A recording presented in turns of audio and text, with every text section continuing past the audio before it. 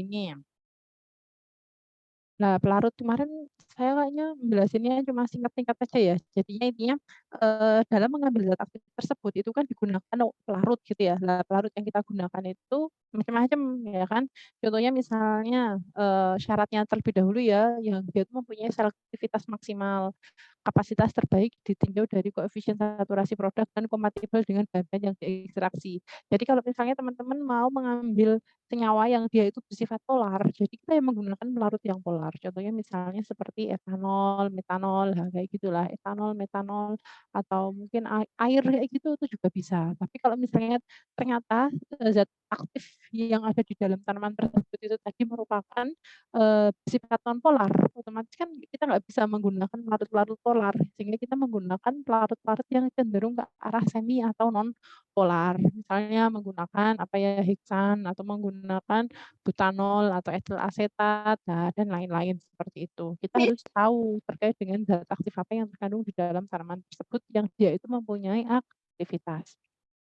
Contohnya misalnya di sini ada alkohol alifatik, contohnya misalnya seperti etanol, propanol, gitu ya. Terus misalnya campuran antara alkohol dengan air, ini biasanya digunakan untuk mengambil atau mengekstraksi zat aktif yang terdapat dalam tanaman tadi berupa alkaloid, terpenoid, steroid, flavonoid, nah kayak gitu. Kayak contohnya misalnya, apa namanya, yang ada di Padang itu kan daun ketela ya kayaknya ya? Itu kan bukan daun pepaya ya, tapi kan daun ketela. Nah, di dalam daun ketela tersebut, itu tadi juga ada kandungan flavonoid. Nama jenis flavonoidnya itu adalah quercetin. Lah, di mana untuk mengambil, quercetin tersebut dilihat dari strukturnya dia itu tergolong jenis, flavonoid yang polar. Nah, sehingga dengan menggunakan air pun itu juga bisa. Makanya kenapa kalau ngerebus daun ketela itu kan pakai air ya, karena harapannya air tersebut itu sudah bisa mengambil zat aktif yang ada di dalam daun ketela atau mengambil quercetinnya, kayak gitu. Tapi rata-rata, menggunakan etanol, karena kalau biasanya dengan air, itu tadi air itu kan bisa menjadi tempat tumbuh kembang bakteri sehingga cepat busuk kayak gitulah, cepat basi. Nah, sehingga untuk mencegah terjadinya, cemaran mikroba tersebut menggunakan jenis alkohol etanol. Ya lebih selektif, tapi ya mahal, tapi ya lumayanlah kayak gitu. Tapi ya nggak mahal-mahal banget. Otomatis kapang, kamir, atau mikroba itu juga nggak bisa tumbuh di sana. Kalau air dia murah tetapi cepat, ditumbuhi mikroba sehingga, apa namanya, cepat busuk kayak gitulah nanti hasilnya. Kekurangannya tidak selektif ya kan, waktu pengeringan juga lama karena air itu kan, mau diuapkan itu kan butuh suhu 100 derajat Celcius kayak gitu ya. Sehingga hal-hal yang dipertimbangkan, nah sesuai dengan senyawa yang akan diekstrak, teman-teman itu mau mengambil senyawa apa, mudah diperoleh, aman, tidak beracun. Oke. Ya, tahapan ekstraksi, penghalusan simplisia, dilakukan pembasahan terlebih dahulu, penyarian simplisia, pemurnian, pemakatan, pengeringan ekstrak, pembakuan, dan stabilitas. Nah, nih, terus ini faktor yang mempengaruhi ekstraksi jumlah simplisia. Kalau simplisianya misalnya 100 gram, biasanya air yang digunakan itu tergantung metodenya ya. Kalau misalnya kita menggunakan metode yang sederhana, maserasi, itu biasanya perbandingannya 1:10. Kalau misalnya kita menggunakan, simplisianya tadi itu sekitar 500 gram, nah itu nanti mungkin bisa 5 liter atau mungkin bahkan lebih kayak gitu, terkait dengan jumlah pelarutnya. Terus derajat halus simplisia, nah semakin kecil ukuran partikelnya otomatis luas permukaannya kan semakin gede, zat aktifnya pun itu juga mudah keluar, kayak gitu. Makanya kenapa kalau kita, melakukan proses, ekstraksi gitu ya, simplisianya itu harus dihancurkan terlebih dahulu. Terus jenis pelarut yang digunakan, suhu penyarian, semakin tinggi suhu otomatis, kekuatan untuk menyari atau mengambil zat aktifnya pun itu juga semakin, besar. Lama waktu penyarian mungkin bisa 2 atau 3 hari, sama jenis metode atau proses ekstraksi yang digunakan. Terus teman-teman dalam memilih saya menggunakan, pemilihan cara ekstraksinya itu dengan apa? Nah, kalau misalnya jenis simplicianya tadi itu berupa daun kayak gitu tuh bisa dengan menggunakan yang sederhana, Mas rasi. Terus kalau misalnya, di mana zat aktif tersebut itu tadi sifatnya tidak tahan terhadap pemanasan, gitu ya. Jadinya teman-teman yang perlu diingat ini besok untuk presentasi besok harapannya sudah benar kayak gitu, jadinya bukan jenis-jenis tanamannya, tapi lebih teman-teman fokus ke satu tanaman, kemudian telusuri zat aktifnya, gitu ya, metode ekstraksinya apa, dan lain-lain. Ini terkait dengan jenis atau jumlah simplicia yang diekstraksi, terus, bagian tanaman yang digunakan, terus kemudian terkait dengan zat aktif apa aja sih yang terkandungnya, yaitu tahan panas atau enggaknya, nah, dan lain-lain. Nih, contoh misalnya ada yang sederhana ya, dengan menggunakan maserasi sederhana. Ini digunakan untuk, zat-zat aktif yang dia itu tidak tahan terhadap pemanasan. Karena memang maserasinya atau ekstraksinya tadi dengan menggunakan metode dingin. Dingin itu maksudnya tidak menggunakan pemanasan. Dari maserasi itu lanjutan dari maserasi, kinetik maserasi otomatis dengan menggunakan, pengadukan, digesti itu dengan menggunakan pemanasan. Kalau ultrasound extraction itu tadi dengan menggunakan alat khusus. Oke, ini ada maserasi, jadinya simplicia yang akan diekstrak dihaluskan dengan ukuran tertentu, nah, terus dilembabkan terlebih dahulu, jadinya dibasahi dulu, terus kemudian dilarutkan atau ditambahkan pelarutnya, terus didiamkan beberapa hari, terus kemudian nanti disaring. Nah, nanti hasilnya seperti ini. Jadi intinya serbuk terus kemudian dilarutkan gitu ya dengan menggunakan etanol, otomatis kan nanti jadi bakat otomatis ini kan ada 2, ada ampas sama ada maserat ya kan. Ampasnya itu ya serbuknya itu tadi, terus ada maserat itu tadi hasil penyaringannya. Nah yang kita ambil itu adalah hasil penyaringannya. Terus baru kita pekatkan dengan menggunakan alat namanya rotary evaporator atau dipanaskan kayak gitu untuk menguapkan pelarutnya. Kalau remaserasi ya tinggal, cara maserasi seperti ini kan misalnya apa, disaring gitu ya, Mbak, Mas, semuanya, nanti kan ada ampas sama ada maseratnya. Lah ampasnya ini nanti ditambahin pelarut lagi, nah itu tuh namanya remaserasi. Jadinya biar hasilnya untuk mengeluarkan zat aktifnya pun itu juga lebih maksimal. Kalau kinetik maserasi dengan pengadukan, harapannya dengan adanya pengadukan tersebut itu tadi bisa membantu mengeluarkan zat aktif yang ada di dalam serbuknya. Kalau digesti dengan menggunakan pemanasan, itu ya. Harapannya ya tadi untuk meningkatkan, zat aktif tadi untuk keluar dari serbuknya itu biasanya digunakan suhu sekitar 40 sampai 50 derajat Celcius. Kalau ultrasound ini tadi dengan menggunakan gelombang ultrasound, ada gelombangnya. Jadinya meningkatkan permeabilitas dinding sel, menghasilkan, rongga atau ruang atau cavitation, meningkatkan tekanan mekanik pada sel. Sehingga harapannya nanti zat aktifnya pun itu juga keluar, gitulah. Oke, kalau ini nggak usah ini jarang digunakan. Nah, terus ini terakhir, yaitu ada, perkolasi. Perkolasi itu tadi, itu digunakan untuk zat-zat yang dia itu, misalnya yang keras kayak gitu, zat aktifnya itu susah keluar. Nah, sehingga contohnya misalnya dengan menggunakan batang, akar, kayak gitu. Lah, itu kan susah untuk dihaluskan, sehingga tidak mungkin dengan menggunakan metode maserasi, sehingga solusinya yaitu dengan menggunakan perkolasi. Jadi perkolasi tadi digunakan untuk sampel-sampel yang sifatnya itu tadi itu keras tidak bisa dihancurkan. Nah, nanti batangnya atau misalnya akar yang keras itu tadi dipotong-potong aja, nggak harus sampai halus, terus kemudian dimasukkan pelarut, nah apa namanya, dialiri gitu ya. Nah, itu nanti harapannya zat aktifnya pun itu juga keluar di sini, kayak gitu. Nanti yang ini kita tampung terus nanti dipekatkan. Oke. Nah, benernya PR-nya tuh ini, misalnya, teman-teman kebagian apa gitu ya, antioksidan atau yang imunomodulator, terus tanamannya fokusnya itu apa, zat aktif yang terkandung sama metode ekstraksinya itu seperti apa. Metode ekstraksi di sini ada pertanyaan nggak teman-teman sebelum saya ganti materi? Ayo ada pertanyaan?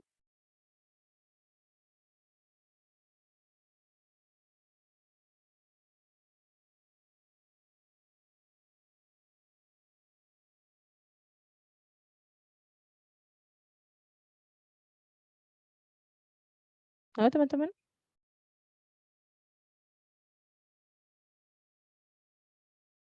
Belum ada, Halo? Bu. Oh, belum ada? Oke, ya udah kita lanjut ya. Bentar. Oke, kita lanjut ke materi satunya. Jadinya biar besok teman-teman itu silakan diperbaiki ya untuk, PPT-nya.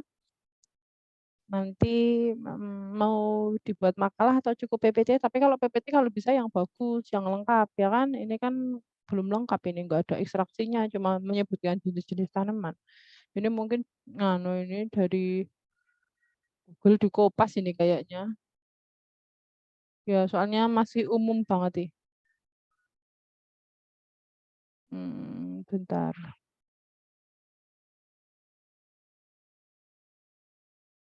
Oke, terus ini, analisis bahan alam. Ini saya tambah satu lagi, nanti saya kasih contoh, yang antioksidan. Oke, untuk metode analisis bahan alam itu seperti ini. Bentar. Nah, jadinya di sini ada, tahapan analisis, toh. Jadi misalnya dari bahan uji, ya kan, dari bahan uji kita misalnya, berupa apa ya, Simplisia gitu ya, Simplisia atau dari tanaman seperti itu, dari daun.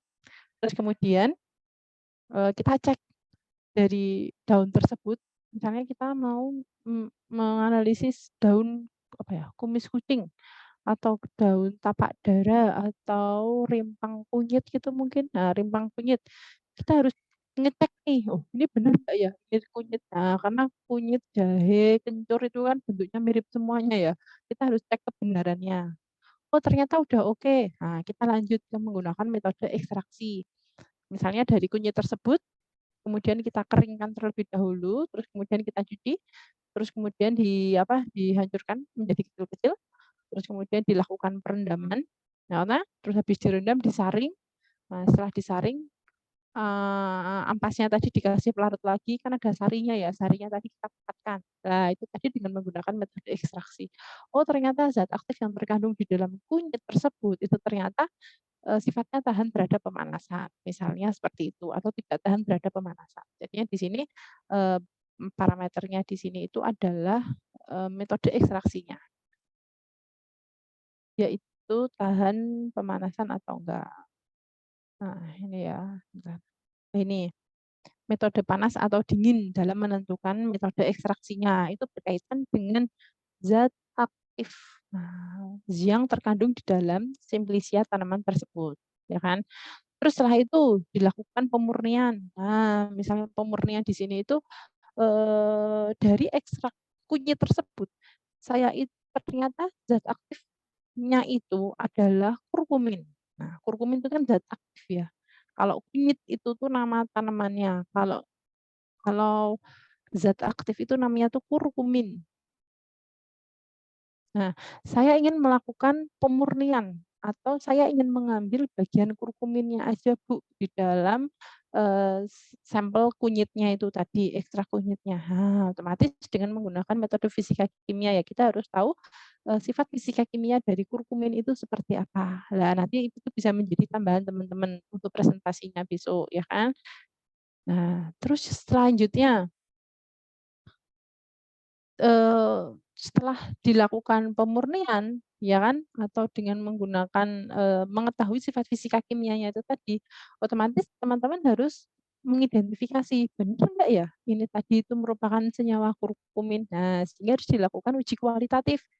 Misalnya dengan, secara fisika kimia, misal dengan cara perubahan warna, "Oh coba Bu, ditambahkan kurkumin itu kan, cenderung sifatnya ke asam ya, sehingga nanti coba dilakukan pengujian, misalnya dengan basa atau dengan borak seperti itu.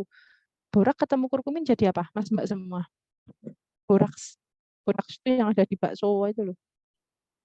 Pernah nggak membaca atau mendengar berita pengujian boraks kayak gitu? Dengan menggunakan apa? Kunyit. Nah, dengan menggunakan kunyit. Kunyitnya itu nanti berubah warna menjadi apa?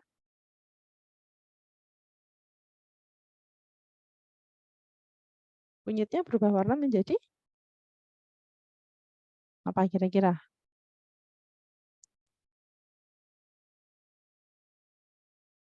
kunyitnya berubah warna nanti menjadi warna merah. Jadinya kunyit itu kan warnanya kuning ya, ya kan?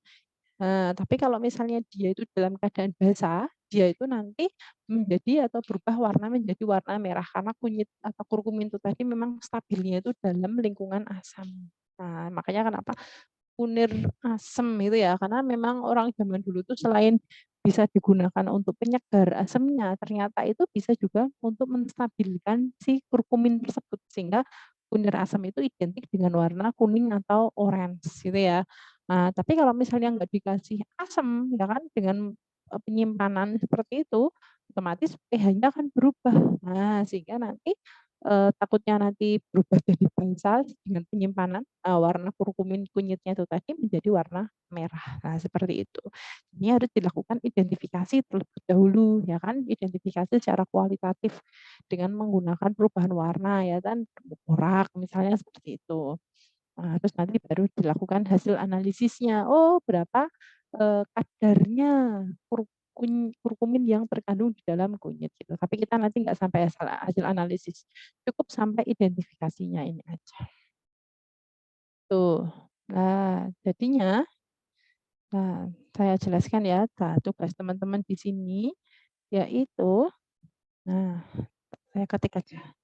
Loh, kok kayak gini sih?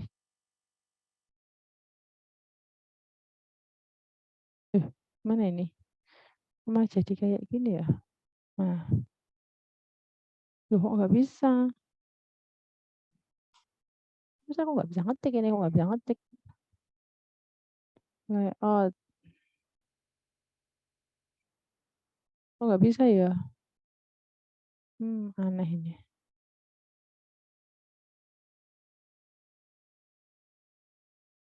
Kok nggak bisa sih? Bentar ya teman-teman ya.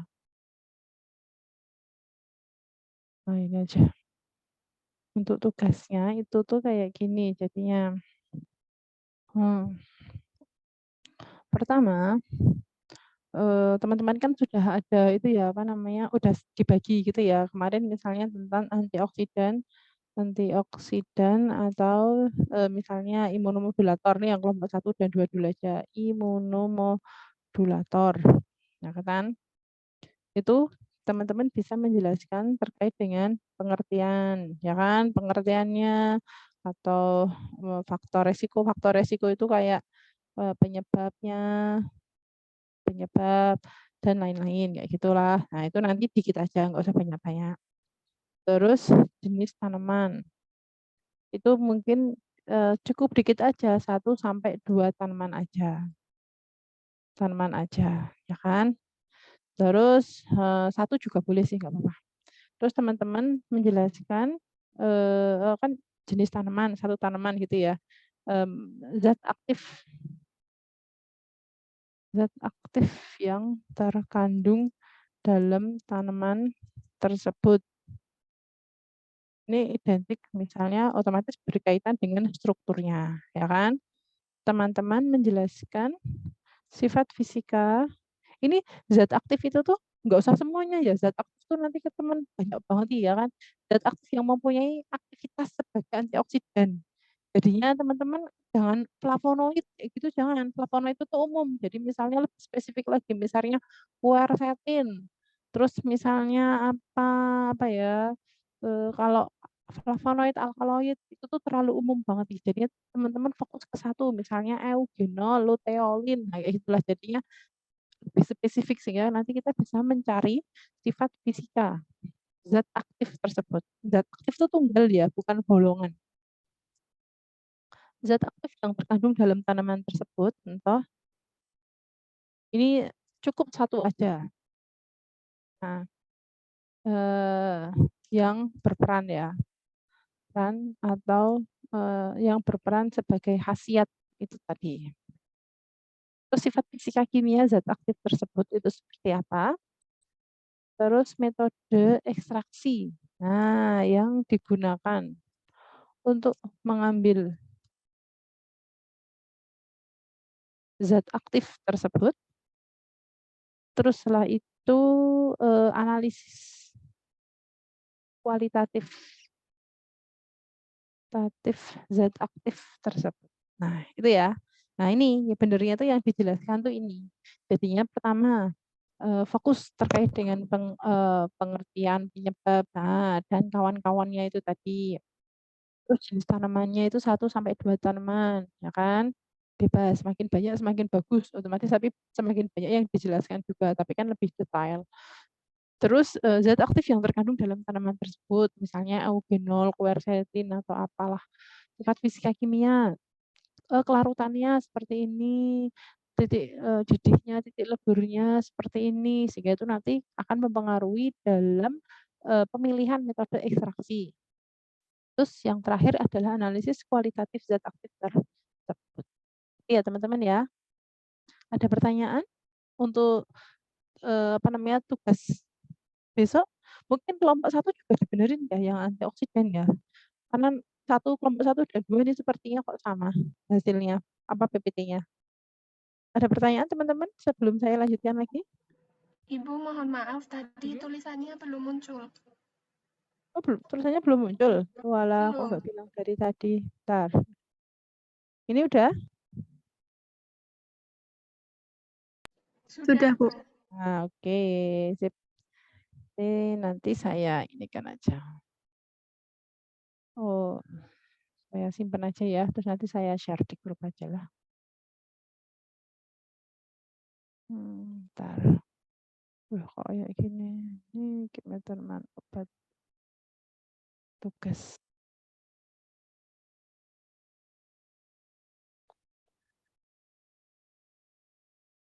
Bentar. Nanti enggak lupa. Oh, nanti aja lah. Oke. Sampai di sini ada pertanyaan sebelum kita lanjut lagi? Belum?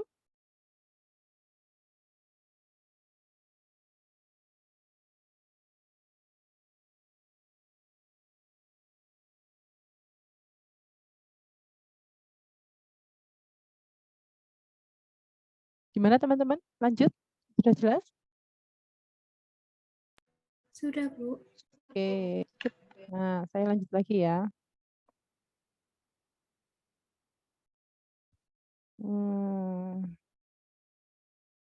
Oke, ini untuk pengetahuan aja sih, tapi ini nanti nggak usah dimasukkan, nggak apa-apa. Terkait dengan metode analisis. Bentar. Oke, bentar. Ini nggak usah. Oh, gini aja. Jadinya untuk kandungan metabolit atau zat aktif tersebut itu tadi jadinya di dalam tanaman itu tadi ada 2 jenis ya kandungan. Dia itu disebut juga sebagai kandungan metabolit primer dan kandungan metabolit sekunder.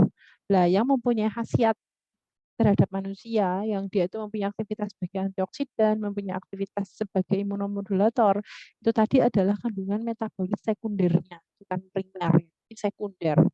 Karena primer di sini itu nanti fungsinya untuk pertumbuhan dan perkembangan dari individu atau makhluk hidup tersebut. Karena primer di sini itu contohnya seperti protein, seperti ya polisakarida, asam amino, asam nukleat, lemak. Jadinya memang untuk pertumbuhan si tanaman tersebut. Tapi kalau metabolit sekunder di sini itu tadi dia itu tidak mempunyai peran di dalam pertumbuhan, tetapi dia itu fungsinya ini untuk agen berwarna, untuk menarik atau memberi peringatan pada spesies lain, misalnya untuk pelindungan diri, bahan racun untuk melawan predator, ya atau merangsang sekresi senyawa lain, dan lain-lain. Dan ternyata yang mempunyai khasiat untuk aktivitas seperti itu ya itu adalah kandungan metabolit sekundernya. Nah, yang menjadi tujuan kita di sini itu adalah metabolit sekundernya, seperti itu. Nah, ini adalah contoh-contoh kandungan metabolit pada tanaman, misalnya pada brokoli. Brokoli yang buat masak sop itu, yang hijau, dia itu ternyata ada terkandung senyawa namanya sulforapen. Bawang putih, itu ada diaryl sulfida. Kubis ada sindol 3 karbinol. Terus ini anggur terdapat resveratrol, jahe, gingerol. Nah, jahe itu kan untuk meningkatkan aliran darah ya. Makanya kenapa kalau kita minum jahe itu tubuh kita itu tampak seger ya kan? Anget seger. Nah, karena itu ternyata di dalam jahe itu ada gingerolnya. Karena memang fungsinya itu tadi untuk ini kan juga bisa digunakan imunostimulan juga untuk meningkatkan aliran darah. ada cabai, capsaicin. Nah, dilihat dari strukturnya di sini, ini kan termasuk senyawa polar, non polar ya, sorry, bentar. Nah, dilihat dari strukturnya di sini, ini kan termasuk senyawa non polar. Sehingga kenapa kalau kita kalau kita makan cabai itu, terus kemudian kita minum air putih, masih pedes nggak? Teman-teman kalau makan pedes itu biasanya dikasih apa biar hilang pedesnya? Susu. Nah, dikasih susu, ya kan? Kenapa susu itu bisa menetralkan rasa pedas di mulut kita? Kalau kita minum air putih dingin semakin pedas, semakin panas nggak itu malahan? Ya kan? Kenapa susu itu bisa menetralkan rasa pedas di mulut kita? Karena apa kira-kira? Karena senyawa yang terkandung dalam susu. Karena senyawa yang ada di dalam kandungan susu. Senyawa apa itu? Nah, yang jadikan pertanyaan kan itu kan senyawa apa kira-kira? Protein. Ada protein, ada lemaknya. Nah, lemak tersebut kan susu itu kan ada kandungan lemaknya ya. Nah, lemak tersebut itu kan non polar. Nah, harapannya itu nanti bisa melarutkan dari si capsaicin tersebut. Nah, sehingga kalau misalnya kita makan apa namanya, makan beras lombok kayak gitu, terus kita minum air putih apalagi dingin itu kan semakin panas mulut kita. Kecuali kalau misalnya kita minumnya air panas, teh panas itu. Mungkin awalnya panas tapi kan cepat hilang ya. Nah, karena air panas tadi juga bisa melarutkan si capsaicin tersebut. Tapi kalau misalnya, makanya kenapa kalau kita makan lombok, makan lombok aja gitu ya, sama makan lombok plus gorengan. Nah, itu kan kalau tambah gorengan kan tidak pedas ya, iya nggak? Iya, Misal, Bu.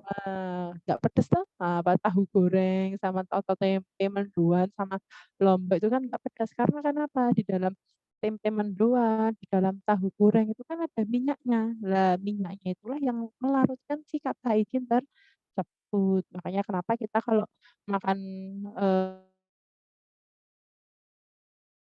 habis 3 lombok karena kita merasa nggak pedas karena minyak dari gorengan tersebut itu melarutkan si capsaicinnya gitu.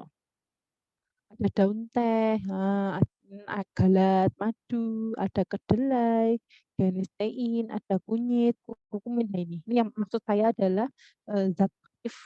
Teman-teman kan nanti bisa lihat sifat fisika kimianya seperti apa, terus kemudian teman-teman menentukan metode ekstraksinya seperti apa.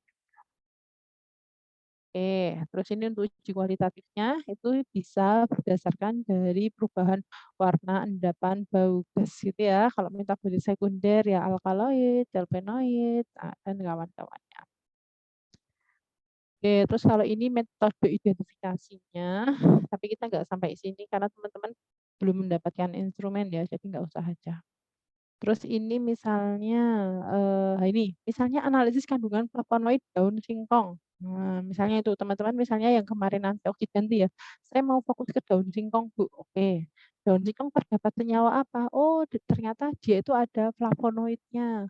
Flavonoidnya itu apa jenisnya? Oh quercetin. Nah terus gambar struktur quercetin itu seperti apa? Oh ternyata dilihat dari zat fisika kimianya dia itu tahan terhadap pemanasan Bu, makanya saya menggunakan metode maserasi. Uji kualitatifnya seperti apa untuk membuktikan senyawa flavonoid tersebut? Oh dengan menggunakan uap amonia, nanti hasilnya warna kuning. Nah seperti itu, contohnya seperti itu misalnya. Atau uji organoleptis, warna bau, atau uji kandungan kimianya. Nah, ini misalnya dengan menggunakan timbal asetat, Bu. Nanti akan membentuk warna endapan kuning. Atau dengan menggunakan FeCl3, nanti akan warna hijau kebiruan. Nah, dan lain-lain. Masih banyak. Gitu ya. Dan nanti teman-teman jangan lupa untuk melampirkan jurnalnya. Nah, ini saya lupa ini. Jadinya setiap apa namanya, daripada teman-teman mencari ke sana kemari lewat blog dan lain-lain yang kebenarannya masih dalam tanda tanya besar, silakan teman-teman menggunakan acuan dari jurnal. Karena di jurnal itu banyak banget analisis kandungan misalnya eugenol di dalam daun cengkeh, misalnya seperti itu. Di dalam bunga cengkeh itu banyak sekali. Jadi teman-teman silahkan menggunakan acuan jurnal. Nanti selain men-share PPT-nya, nanti juga di-share terkait dengan jurnal yang menjadi acuannya itu seperti apa. Itu ya. Jadinya kita belajar itu ada pegangan atau ada panduannya. Jurnal itu kan sumber primer ya dari penulis kayak gitu. Nah, kalau hanya sebatas narasi-narasi di blog banyak itu, tapi kan tanda tanya besar, kebenarannya belum diketahui. Oke, sampai sini ada pertanyaan teman-teman? Belum ada? Sebelum saya lanjut, satu lagi nih. Saya kasih contoh. Belum ada? Belum. Oke, belum ada. Ini masih semangat ya? Ini pada di mana ini? Di rumah apa di kampus atau di mana? Atau di kos? Di kos, Bu. Oh, di kos. Oke, hari ini full itu ya? Masih daring semua ya? Tapi mungkin udah ada beberapa yang luring ya. Tapi sekarang tuh masih di FITK, FIBA-nya itu tuh ngaudit sekarang di IO sama di lab. Mungkin sepertinya hari ini hari terakhir. Oke, saya akan men-share seperti ini. Nah, ini. Oke, nah ini ya, sudah muncul? Sudah, Bu. Nah, oke, sip. Jadi contohnya seperti ini misalnya. Antioksidan. Teman-teman menjelaskan proses penuaan itu seperti apa. Ya kan, teori penuaan misalnya. Nah, oh ini disebabkan karena berkaitan dengan radikal bebas, berkaitan dengan genetika. Tanda-tanda penuaan seperti apa? Oh, kulitnya kering, keriput, ada pigmen-pigmen di wajah, bercak-bercak, ada atau mungkin bisa jadi pembentukan tumor ya kan karena apa dari sinar UV matahari seperti itu. Solusinya apa? Nah, cara mencegah penuaan dini misalnya dengan memperbaiki lifestyle-nya, makan, olahraga, nah kayak gitu. Terus dengan mengkonsumsi antioksidan. Oh, antioksidan itu apa? Oh, ternyata senyawa yang mampu menangkal efek negatif oksigen dalam tubuh. Siklusnya mendonorkan satu elektron kepada senyawa oksigen atau senyawa radikal, ya kan? Nah, sehingga nanti senyawa radikalnya tadi menjadi stabil, sehingga sudah tidak labil gitu ya, sehingga tidak merusak organ-organ tubuh kita. Contohnya misalnya ada dua jenis ya, sintetik sama alami. Nah, alami ini yang mau teman-teman kembangkan. Sintetik itu BHT, BHA, dan lain-lain. Tapi kan penggunaan sintetik itu kan otomatis ada resikonya gitu ya. Terus ini misalnya pengertian radikal bebas, sumbernya kayak gitulah. Lah, terus fokusnya ini nggak usah banyak-banyak sih, ini terlalu banyak punya saya. Contohnya misalnya nih, oh senyawa yang mengandung senyawa antioksidan apa? Ada kunyit, ada jahe, ada pala, ada lengkuas, daun singkong, daun salam, dan lain-lain. Lah, teman-teman itu fokus ke satu aja, yang kemudian ada acuan jurnalnya. Nanti jurnalnya juga dilampirkan. Misalnya, oh kunyit, saya mau fokus ke kunyit aja lah Bu. Oke, oh kunyit itu ternyata yang mempunyai aktivitas antioksidan itu adalah kurkuminoid. Kurkuminoid itu komponen yang memberikan warna kuning, yang mempunyai aktivitas sebagai antioksidan, dan lain-lain. Strukturnya seperti ini. Nah, teman-teman menjelaskan terkait dengan sifat fisika kimia dari si kunyit tersebut, analisis kualitatifnya seperti apa, atau dan lain-lain. Jadi, oh ternyata juga ada ginjerol. Oke, strukturnya seperti ini. Atau mungkin nanti kalau ada data penelitian itu juga lebih baik terkait dengan aktivitas antioksidannya. Terus misalnya ada pala.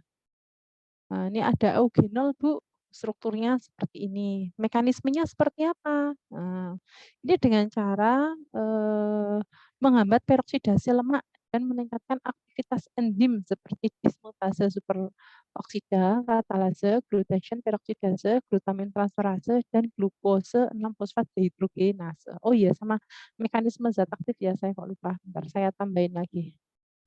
Zat aktif. Mekanisme zat aktif. Bentar. Mekanisme zat aktif. Nah, oke, itu. Nah, itu mekanisme zat aktifnya sebagai apa? Terus, nah ini ada mekanisme kerja zat aktif ya. Oh, ternyata ini kurkuminoidnya tadi ini Ternyata kenapa dia bisa digunakan sebagai antioksidan, oh ternyata ada bubuk fenoliknya. Nah, fungsinya itu apa? Oh, dia itu pemberi atom hidrogen, sehingga nanti dapat memberikan atom hidrogen secara cepat ke radikal lipida, mengubahnya ke bentuk stabil, nah bla bla bla bla bla. Kayak gitu ya. Jadinya mekanisme kurkumin dalam menangkal radikal bebas itu seperti apa? Jadinya nanti teman-teman jelaskan.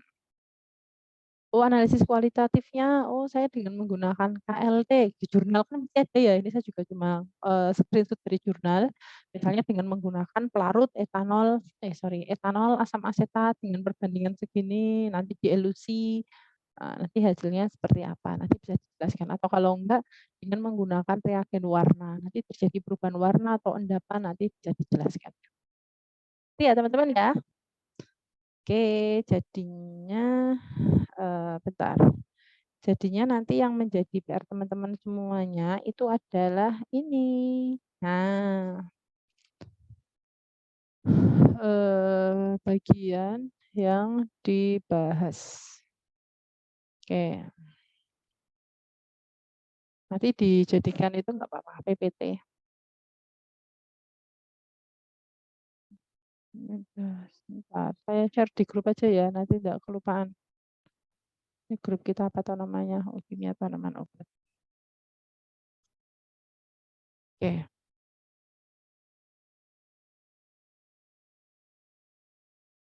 Oke, teman-teman, adakah pertanyaan untuk tugasnya?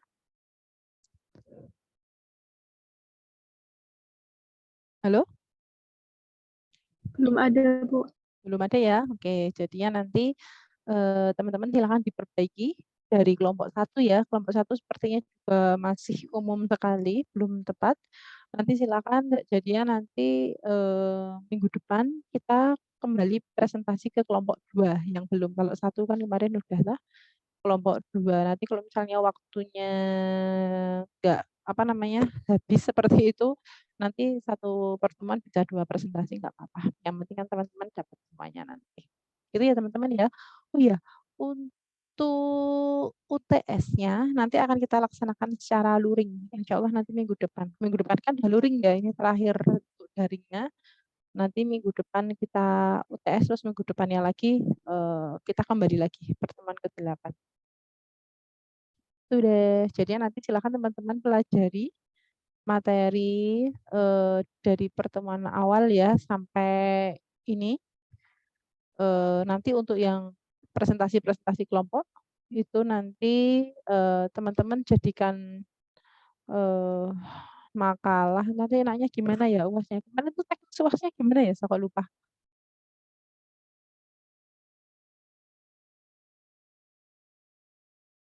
Belum saya jelaskan ya terkait dengan UAS-nya seperti apa?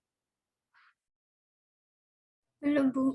Oh belum? Oh ya udah besok aja lah, masih lama juga. Intinya UTS silakan teman-teman pelajari ya dari pertemuan awal sampai, terkait ini, metode ekstraksi, metode analisis zat aktifnya. Saya biasanya soalnya itu dalam bentuk kasus, jadinya teman-teman nggak usah, terlalu fokus menghafalkan PPT ya, tapi yang penting paham sih, paham prinsipnya itu aja, yang penting berguna. Oke teman-teman, berhubung belum ada pertanyaan ya, mari kita akhiri perkuliahan kita di siang hari ini. Nanti kalau misalnya saya masih ada utang materi, saya tolong diingatkan, nanti akan segera saya share di grup aja. Oke, berhubung materi sudah selesai, mari kita akhiri perkuliahan kita di siang hari ini dengan bacaan alhamdulillah bersama. Alhamdulillahirobbilalamin. Oke, kurang lebihnya mohon maaf. Wassalamualaikum warahmatullahi wabarakatuh.